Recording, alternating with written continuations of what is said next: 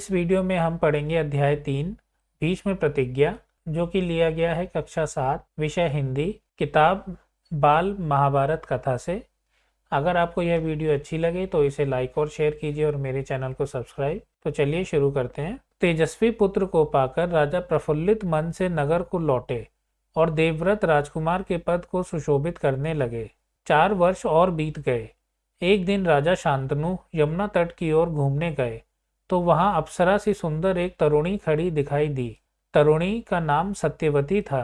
गंगा के वियोग के कारण राजा के मन में जो विराग छाया हुआ था वह इस तरुणी को देखते ही विलीन हो गया।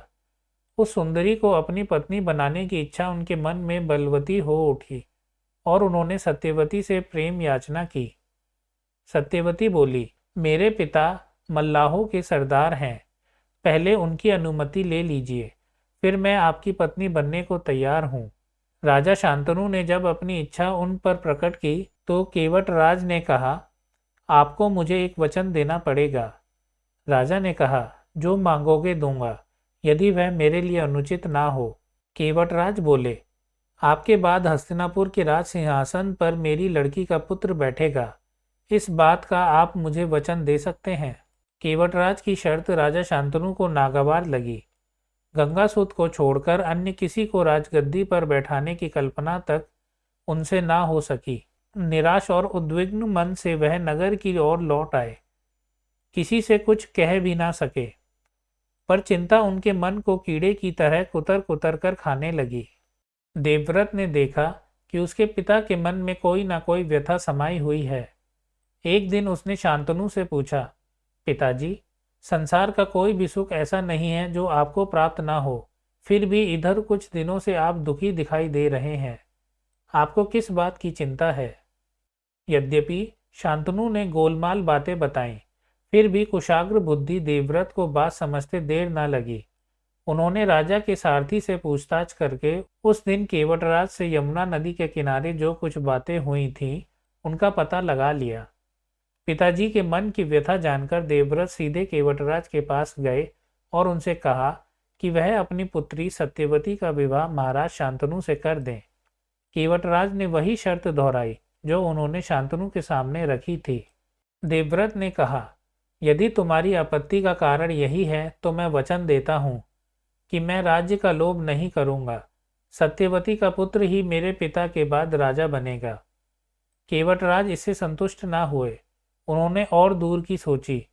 बोले, आर्यपुत्र, इस बात का मुझे पूरा भरोसा है कि आप अपने वचन पर अटल रहेंगे, किंतु आपकी संतान से मैं वैसी आशा कैसे कर सकता हूँ?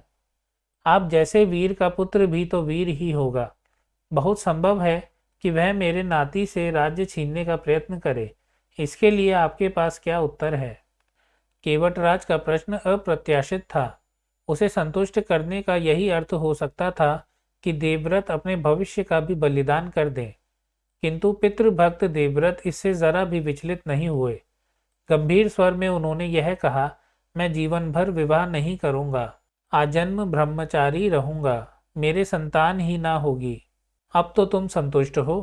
किसी को आशा न थी कि तरुण कुमार ऐसी कठोर प्रतिज्ञा करेंगे। देवव्रत ने भयंकर प्रतिज्ञा की थी, इसलिए उस दिन से उनका नाम ही भीष्म पड़ गया। केवटराज ने सानंद अपनी पुत्री को देवव्रत के साथ विदा किया।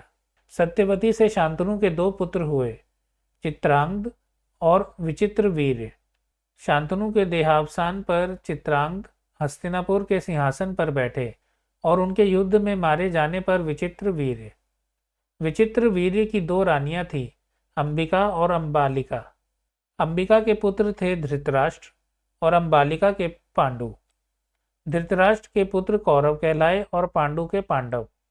महात्मा भीष्म शांतनु के बाद से कुरुक्षेत्र युद्ध का अंत होने तक उस विशाल राजवंश के सामान्य कुलनायक और पूज्य बने रहे।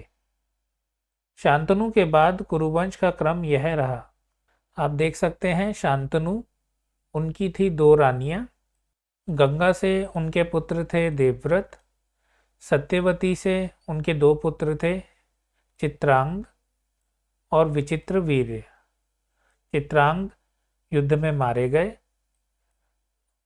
विचित्रवीर्य की 2 रानियां थीं, अंबिका से धृतराष्ट्र हुए और उनके पुत्र कौरव कहलाए। अंबालिका से पांडु हुए और उनके पुत्र पांडव कहलाए। तो दोस्तों हमारा अध्याय 3 भीष्म प्रतिज्ञा यहाँ पूरा होता है। आशा करता हूँ आपको यह वीडियो अच्छी लगी होगी। अगर आपको यह वीडियो अच्छी लगी तो इसे लाइक कीजिए और अपने दोस्तों के साथ इसे शेयर कीजिए। अगर आपने अभी तक मेरा चैनल सब्सक्राइब नहीं किया तो इसे सब्सक्राइब कीजिए और बेल आइकन भी दबाइए ताकि नई वीडियोस के नोटिफिकेशन आपके पास पहुंच सकें। मिलते हैं नेक्स्ट वीडियो में। तब तक आप अपना ध्यान रखिए और बड़ों का आदर कीजिए। धन्यवाद।